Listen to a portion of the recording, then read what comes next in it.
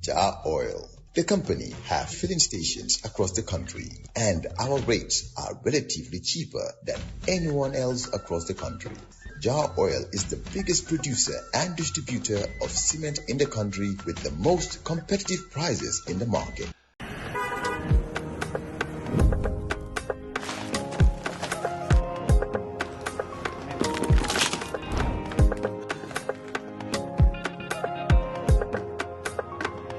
Joof lay fay. Sant Yàlla.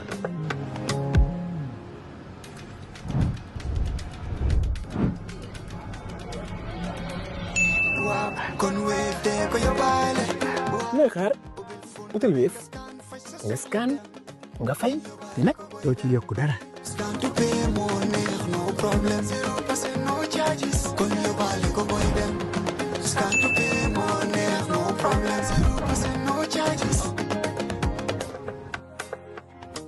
If you're an entrepreneur and your business is not yet registered, if you're looking to grow your registered business, or you're an accomplished professional, our Elevate program supports you with access to finance, access to markets, access to capacity building. Sign up now or refer a friend at ecobank.com/elevate.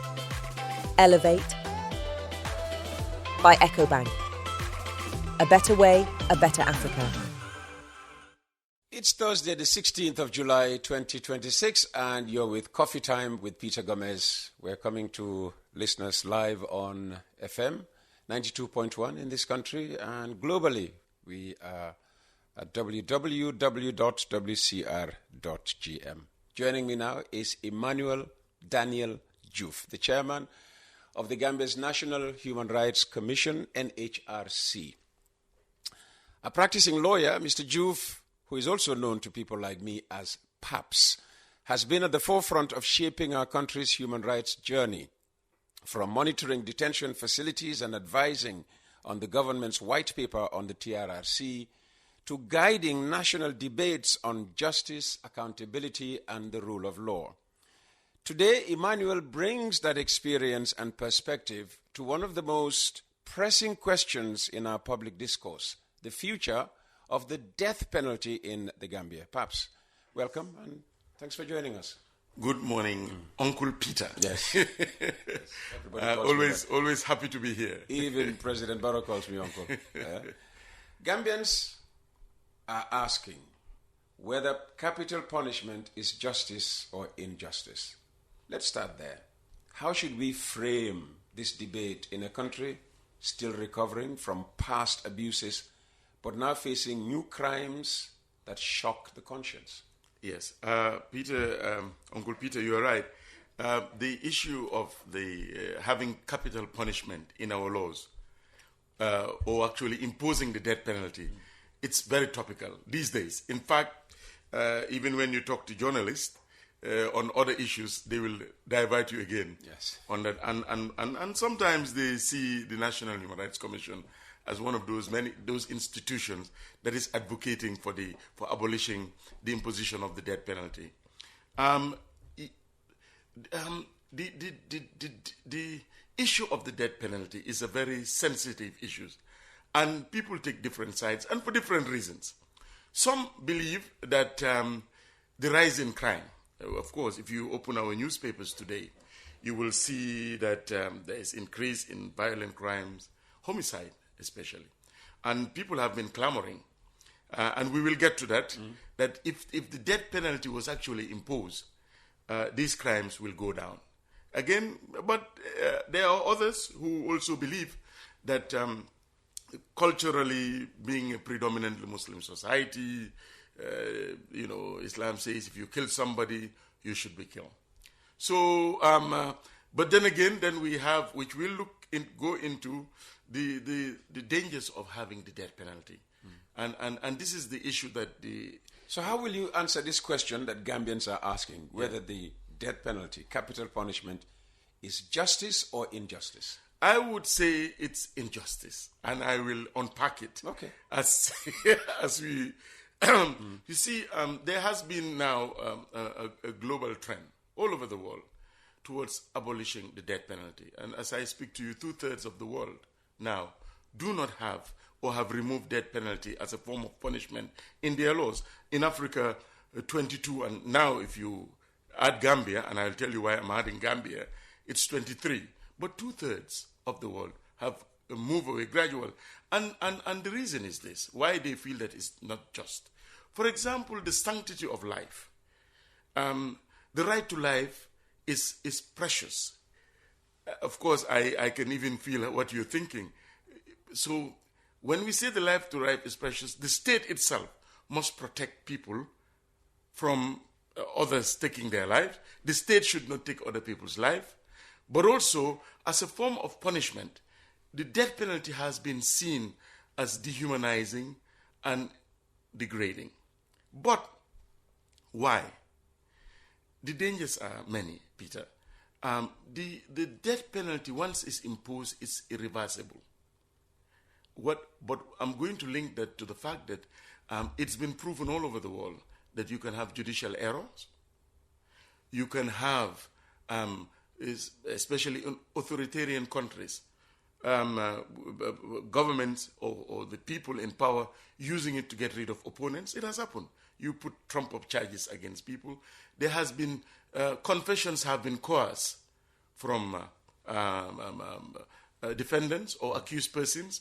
But once you carry the death penalty, if you watch, if you've been following, for example, criminal justice in other countries like America, a lot of people have been on death row after 10, 15, 20 years. And new evidence come to light that actually they never committed these offenses. But if you had... And what happened in their case? Because I heard you say that, the death penalty cannot be reversed. It cannot be reversed. So these people who, after 10 or 15 years, new evidence emerges and shows that they did not commit the crime. If they are lucky and the execution had not been actually imposed. You see, people can sit on death row. In other countries, they sentence you within a short period you're executed. Okay, so if in the other execution countries, has not been carried out yet? Yes. But in most cases, if the execution has not been carried, and I'll give you a practical example, especially you are actually acquitted and you are compensated. Oh. So the death sentence is reversible? No, it's not reversible. Okay. If for example, it's carried, if this death sentence is carried out, let's be very practical. Oh no! If once it's carried out, yes, it's irreversible. Yes, it's irreversible. That's what I'm saying. But is it the sentence that is irreversible? No, the imposition itself. The act. The act. Yeah. The act. Okay. Oh yeah. If you are still languishing and you are one of those who are lucky, before they carried out the sentence, of course, new evidence come to light. But what if new evidence come to light after you're gone? You're gone. Yes. No, so but you see why we say it's irreversible. Okay. So for you, the death penalty undermines the constitutional right to life, right? Oh yes. Can you walk us through the legal history of the death penalty in the Gambia? Okay. Now in the Gambia, when we gained independence in '65, like most common law countries, we retain the criminal in our criminal justice. We retain the death penalty. That's what we did. From 1965 to 1993, the Gambia had the death penalty in our books. It was there. But actually, interestingly, if you dig, it was only used once. You will remember, Uncle Peter, you've been around for long, the case of Mustafa Danso. He's reminding me of my age. Yeah, the young ones will not. Yes. In 1980, the field force officer, Mustafa Danso, killed, actually, he shot the field force commander, Eko Mahoney. In those days, it was, Gambia, we were not very used to this kind of thing. So it was the talk of the town. Of course, he was tried, Mustafa Danso, convicted of the murder of the commander and also sentenced to death. Yeah? Before that, all other cases of murder, convicts, usually the president would commute them. There was what was called clemency. And he'll commute it into life life imprisonment. I think we still have that. Yeah, I'll get to that. Because of Jawara's, he was the only one in Africa who was not actually mainly executing people after conviction. So Mustafa Danso, 80 convicted, 81 there was a coup d'etat. He again took part in the coup d'etat. So he was the only one whose sentence was not commuted during the period of Jawara. and he was actually executed. Although we had it in our books. So from 1965 to 1993, we had only one execution of the death penalty. Despite the fact that we had it in our laws, because the president would exercise the prerogative of mercy. Now, just in 1993, with the movement of human rights and the Gambia feeling that, listen, we have it in our books, but we don't use it. So there was what was called in 1993 the Abolition Act, Death Penalty Act. So in 1993, the Gambia removed it as in its books, completely out. Yes, in 1993. But in 1994, there was a coup d'etat. Of course, we all remember Yahya Jammeh came to power. Yeah, even Martin and Adi. Yes, now we are entering to their generation there. Yes, I call them the Yahya Jammeh generation. The Yahya Jammeh generation. They grew up knowing only Yahya Jammeh. Exactly. And most of them believing only in Yahya Jammeh. Well, what you see is what you know. Okay. So in 1994, after the coup d'etat, the junta, AFPRC, came up with, I think it was APRC still then, came up with... AFPRC. AFPRC, yes. Armed Forces Provisional Ruling Council, you are right. Later it became the party. Yeah. They came up with what is known as Decree 52, called Restoration of the Death Penalty. Yes, this was in 1995. It was brought back. Okay? And the reason that was given by Jammeh was that this was important because there was a rise in crime and it will serve as a deterrent. I don't know whether they did studies on it, but it was popular. This was, and then we had the death penalty. In 1997, we had a new constitution.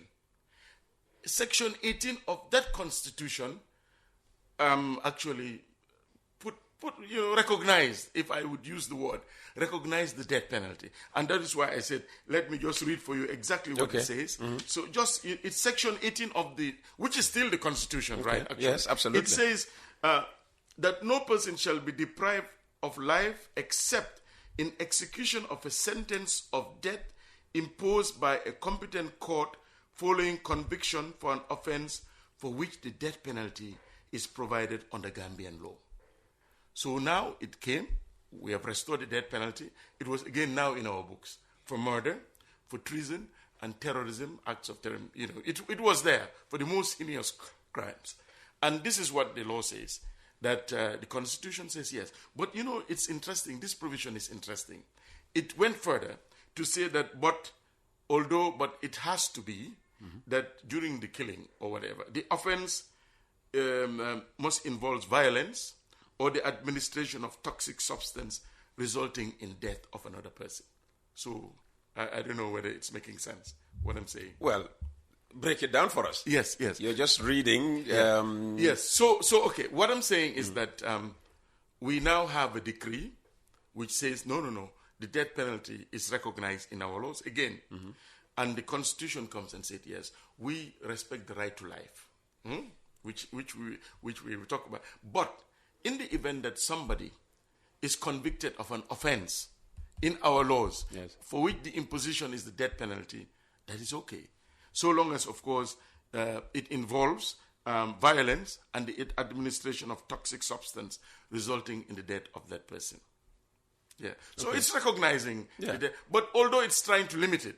But very interesting that everybody missed, and even our National Assembly, that same act says, I'm talking about Section 18 of the Constitution. Yes. 18.4, it says that within 10 years of this provision, 1997, the National Assembly should look at and review the laws relating to death penalty to see whether it's still desirable in the country. Oh. So by 2007, it should have been done. It's very clear. It's very clear here. It says, Section 18.3, it says the National Assembly, within 10 years of the Constitution coming into force, should review the desirability or otherwise of the total abolition of the death penalty. This was never done, Peter. Which is why it still remains. So they felt, but I will come to that. Okay. I will come to that. So, but I'm just trying to set the context that yes, we have a constitution which respects the right to life, the sanctity of life. The sanctity of life is that it's fundamental, it's basic. But the law says that, you can be deprived of your life in these circumstances. This is what it said. But I think even it was forward-looking by saying that we know that the trend is going towards, in 10 years, the National Assembly should review and see whether we still desire this. But they never did that. So it was in our books. It continued to be in our books. And that is why you've been hearing sentences to death. You hear judges pronouncing death sentences to those who are convicted of murder, because that the law says that. And a lot of Gambians agree with, a lot of Gambians those sentences. Agree with those sentences. But again, I'll come to that. In 2017, we had a new government, coalition government of Adama Barrow. Again, coming from the past of Jammeh. Interestingly, before I just get into the Adama Barrow era, although it was in our laws, it was only, I told you, in 1995, the decree came into effect, restoring the death penalty. But it was only officially used once in 2012. The death row, 9 death row inmates, if you remember that. Yes, of course. Yeah. So even Jammeh did not use it until 2012. Well, I will say officially. Now we discover he was using extrajudicial killings. It happened, but not formally, not in a court. Those convicted then were not, but in 2012, for whatever reason, he woke up and he decided to execute 9. The story is out there, why he did it.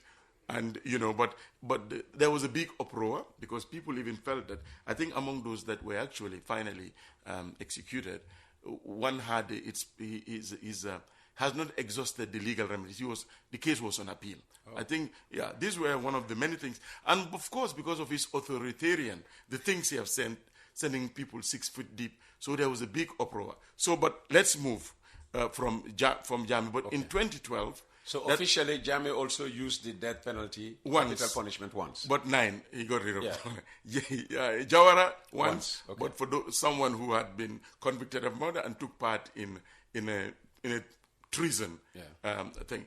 So now, then we move on. So again, when the Barrow government came, if you remember in 2018, there was a moratorium on the death. He announced it, that nobody who's convicted of murder, the imposition of the death penalty generally, whether for murder, treason, or what, will not be imposed. It was there. He announced it in 2018. But the Gambia also went further. We ratified a treaty called the International Covenant Civil and Political Rights. Yeah, we call it the Second Optional Protocol. It's an international treaty convention. If you ratify that in a country, it means that you have now accepted that in your statute books, you will remove the death penalty as form of punishment. We also did that in 2018. So the government did 2 things towards, but again, this was a period where we felt that coming from the era of Jammeh, that listen, it's safer to get rid of the death penalty in our books. So this is where we are. But it was still there. The dangers of moratorium. It is still there.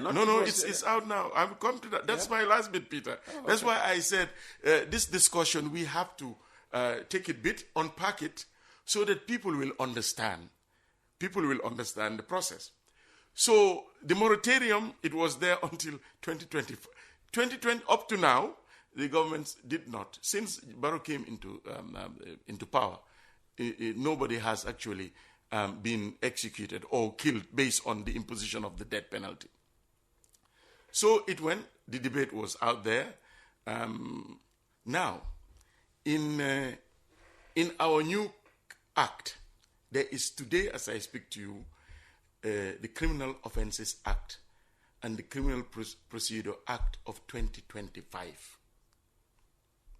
We have reviewed our criminal law in the Gambia right now. So what has happened is that in this new law that we have, and it's section 55, we have a new law on criminal law now in this country.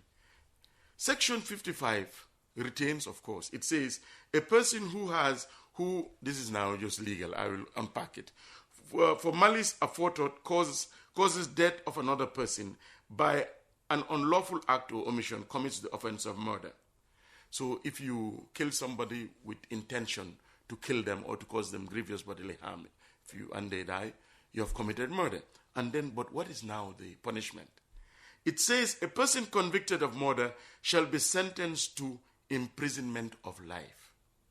So the punishment, no longer, the judges, if you commit murder now, you can't be killed for it. You could be put away for life. Yes, this is what the law says. Okay. So even the offenses now, you will hear still judges sending people, sentencing them to death. But because they were charged with the offense before the coming into force of this provision. I'm just saying so that you'll not be confused. I live here. Tomorrow you hear them convicting somebody. You'll say, but he said it no longer. There is what is called a saving provision. For offenses that took place before the coming into act, that punishment, the old punishment, will. But if you are in doubt, please come back. I will.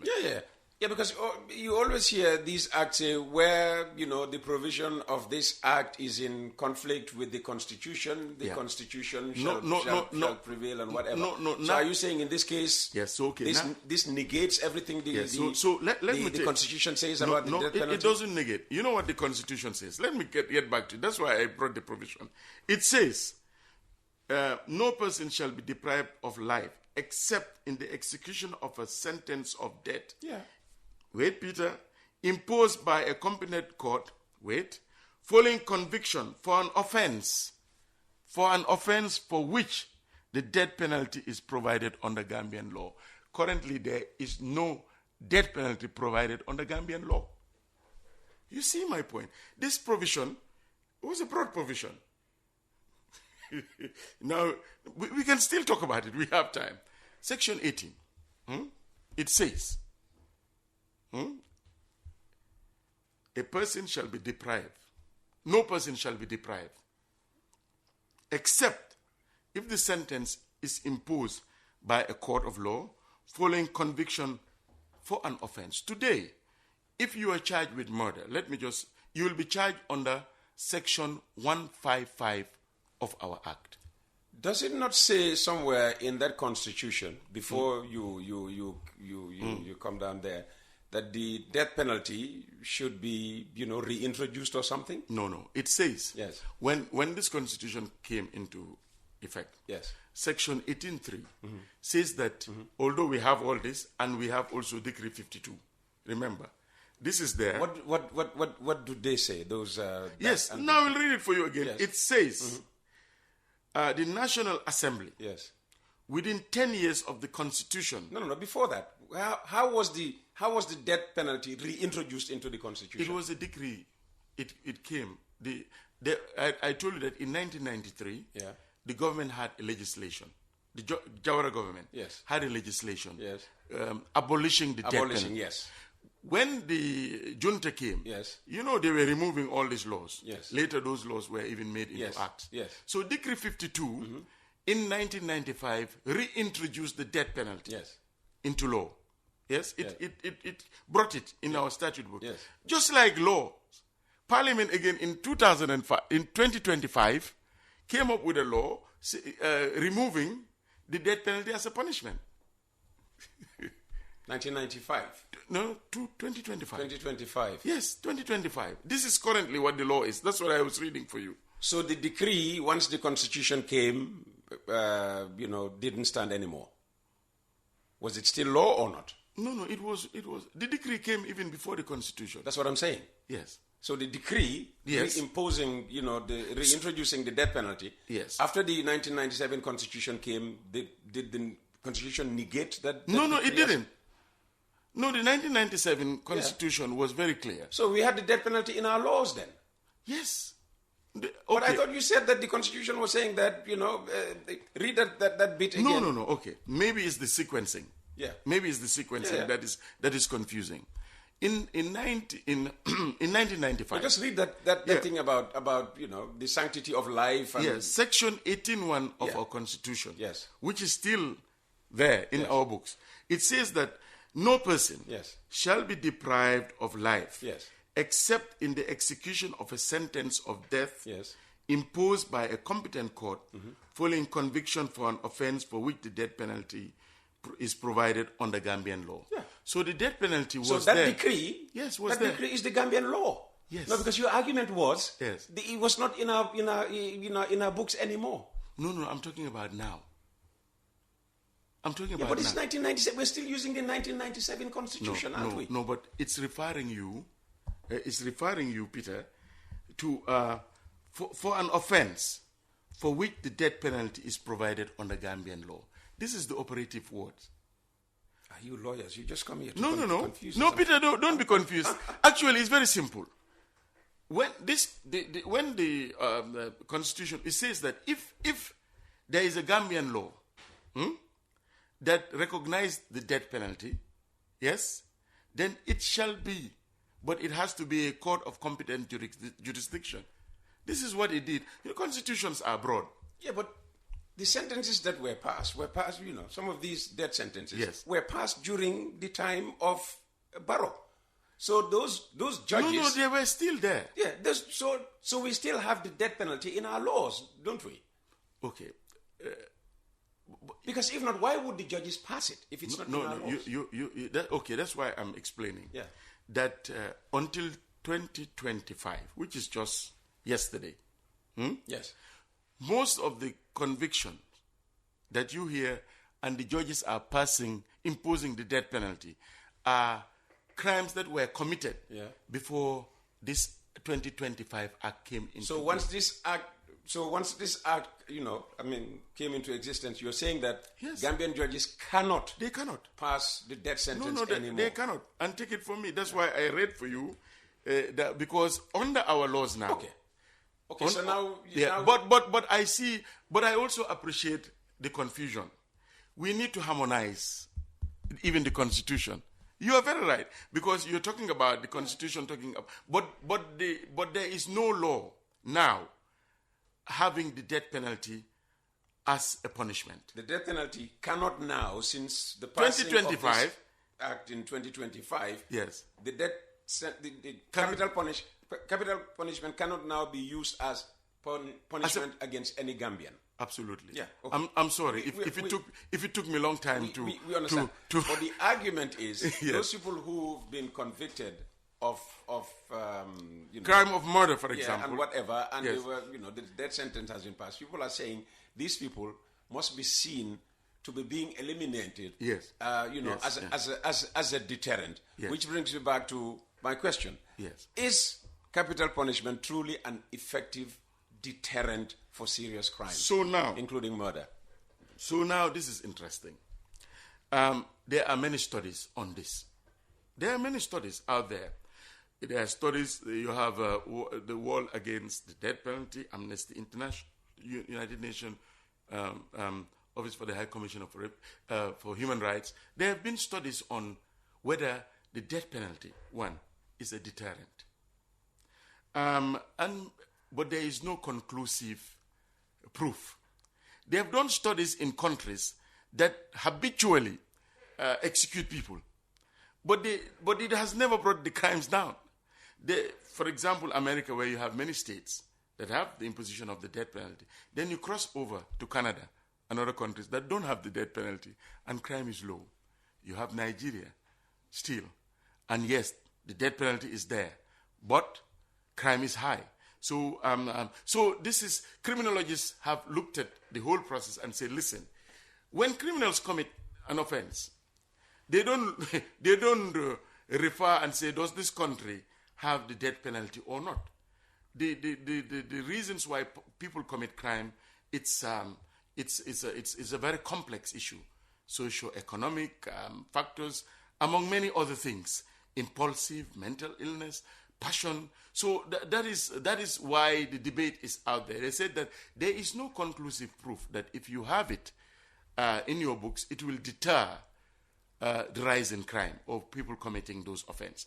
So now, if you now couple that with the dangers that I tried to put, that is, it's known is irreversible.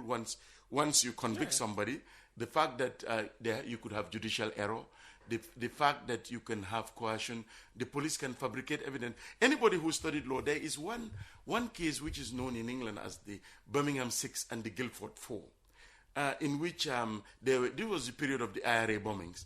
21 people were killed. They put bombs in pubs. And, of course, there was a lot of pressure on the police. The police are under a lot of pressure to get these criminals. And they went around. Finally, they did get some Irish. Some of them were former convicts, hooligans. But the conviction, they were convicted. Did you sentence to death? No. The UK had just abolished the death penalty. So in 1974, they were convicted.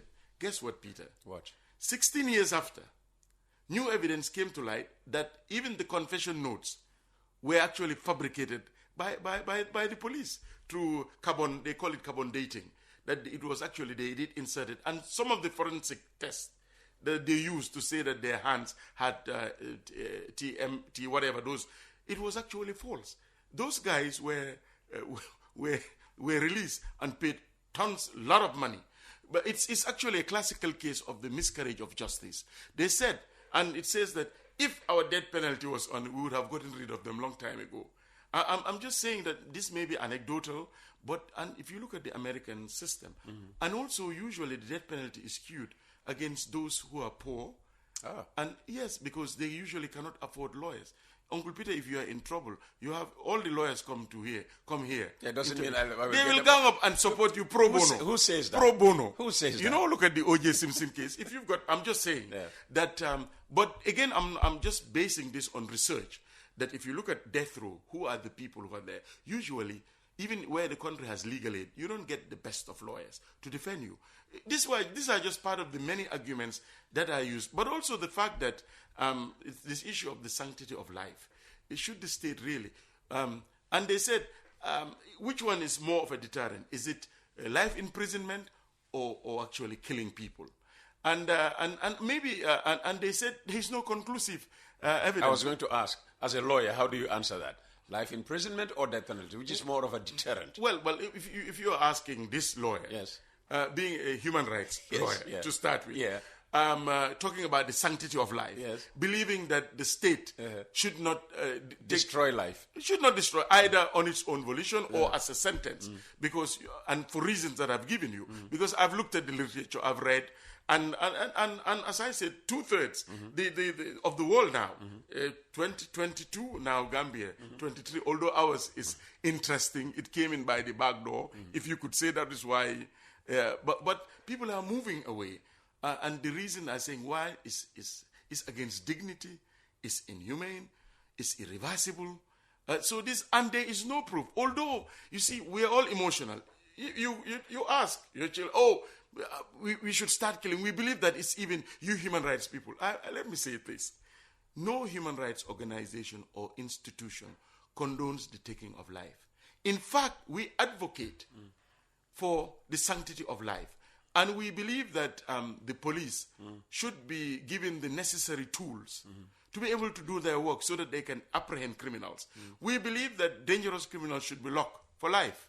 People who commit murder, rapists. And this is our point. And people usually will say it's us, not a human rights institution. They're the one. No, we do not encourage criminality. And we believe that our security services forces should be equipped, should be paid well, should be resourced well, so that they'll be able to fight crime. And we need to take a holistic approach to criminality. You see, the thing is, and this is a typical Gambian thing, we just throw, boom, something, there's a problem. Death penalty. It will. No, I don't think they are calling for the death penalty for crimes like theft and whatever. No. I think they're calling for the death penalty for the growing number of murder cases that we are having. The death penalty in the Gambia is not for theft. We're talking about murder. Exactly. No. So we're saying. I'm just saying. The point I'm making is that because it's a very emotional matter. So we believe you even, I can tell you're probably convinced or you're sitting on the fence. I was wishing that about what? About bringing back the death penalty. The death penalty? Yes. So no. But of course you have a right. But what I'm saying is that And not only when it was abolished in France in 1981, there was an uproar. They discovered that 60%, the government took a bold decision of the population bringing back the death penalty. 5 years, 10 years down the line, people also will change because of the understanding, because of statistics, because of debate. If the homicides go down, we take it off the books. Yeah, if they go up again, you introduce it into the books. Yes. But you see, you are presupposing that if it is there, it will deter. This is the point I'm making, Peter. What evidence do you have? The majority of Gambians believe. No, it's based on emotions. This is what I'm saying. But this is the point I'm making. We've had it in our books. Actually, if you look at it in Gambia, and that's what I just told you, in total, only 10 people since independence up to now have actually... One on the Jawara, 9 on the Jammeh. So again, but I really understand, because even in America, you have those who are pro-abolitionist and those who believe the death penalty. But I hope that we look at the issue of crime, that we don't just tackle it at the right end. We should dive deeper to see why are these things happening. Of course, punishment should be, but what if you have, Okay. These are the issues. It's already we have presidents who have faced treason trials, and they became one of the best presidents in Africa. The likes of Nelson Mandela, many of them. If you look at the history of Africa, especially, getting rid of your opponents is very easy to put Trump up charges. But these are treason. I'm just saying. Those were, liberation strugglers. I mean, but I'm just saying. But it's if you're an autocratic government, it will be a good way of putting Trump up charges against Peter. By the time we know bring your mercenary judges. Let's get rid of Peter. Okay. So, but the debate is out there, Peter. And just finally, and it's still part of the debate, should the Gambia keep the death penalty, reform the death penalty, or abolish it altogether in line with international conventions that you quoted earlier? Well, the Gambia has actually taken that road to abolishing it completely. Once the president had come up with a moratorium. It's a moratorium. It's not an abolishment. Peter, I know. It's Peter, a moratorium. But listen, Peter. We keep saying moratorium. No, Peter. No, I know. And it's dangerous for moratorium because you can change it. Yes. But there is another provision I mentioned which you're not listening. So this is the question. No, wait. What should we do? Peter. Should we keep it? No. Should we abolish it altogether? Should we reform it? The Gambia has what already committed. Because apparently we're doing all three. The Gambia has actually committed to abolishing the death penalty. It's only a commitment. We haven't abolished yet, have we? Yes, but we have ratified the International Convention on Civil and Political Rights, the second optional protocol, which says once you ratify, you have to abolish. So we are going down that route. So answer me with a yes or a no. Yes. Do we have the death penalty in the Gambia? No, we don't right now. Okay. We don't. So that ends our conversation. Yes. So no court, as I talk to you right now, for any offense that has been committed since the coming into effect of the Criminal Offences Act to 2025, no court of law can impose the death penalty because it's now removed from the books as a punishment. I hope this is clear. Emmanuel, thank you so very much. Thank you. That was Emmanuel D. Joof, Chairman of the National Human Rights Commission on the death penalty. Jar Oil, the company, have filling stations across the country, and our rates are relatively cheaper than anyone else across the country. Jar Oil is the biggest producer and distributor of cement in the country with the most competitive prices in the market.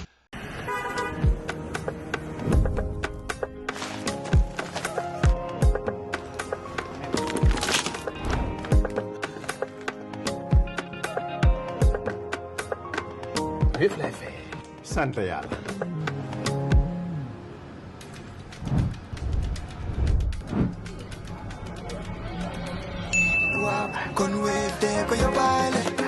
looy xaar utal Wave nga scan nga fay te nag doo ci yokku dara.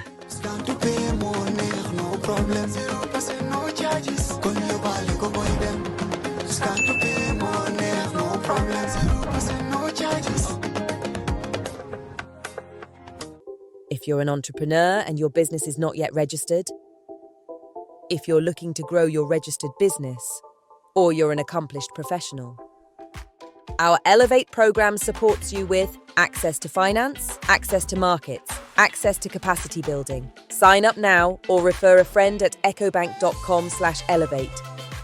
Elevate by EcoBank. A better way, a better Africa.